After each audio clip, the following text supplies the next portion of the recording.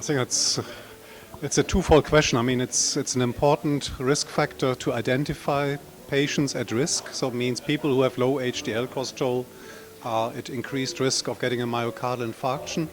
But if you ask the question the other way around, shall we treat patients to get higher levels of HDL cholesterol?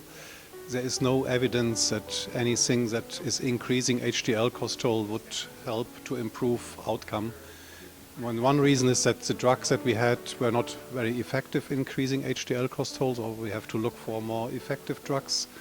But even the more effective drugs is always very questionable whether they will help to reduce risk. So HDL cholesterol is an important risk factor to identify individuals at risk, but it's not a target for treatment. That's a big difference compared to LDL cholesterol, which is both a factor to identify patients at risk and to treat patients to lower LDL cholesterol. That cannot be said for HDL cholesterol.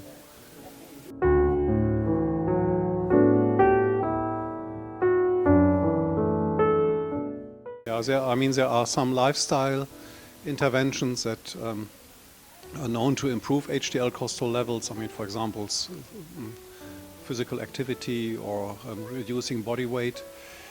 But these interventions, of course, don't change much more than only HDL cholesterol levels. So if these interventions are helpful, what they certainly are, we don't know whether it works via HDL cholesterol or whether it works via improving insulin resistance or whether it works via improving glucose metabolism or triglyceride metabolism. So there is no specific treatment of low HDL from which we can make any conclusion of whether it helps to change HDL.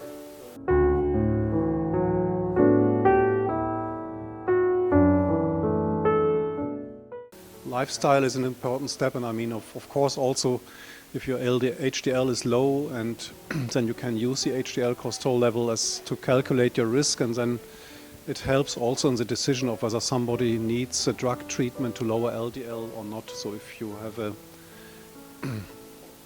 you have some cardiovascular risk because you have mildly elevated LDL cholesterol and you have perhaps a slightly elevated blood pressure, you are male and you are like me in the mid-50s, and then you have to decide whether you should initiate statin treatment or not. Then if the HDL cholesterol is low, then it's an argument to start statin treatment.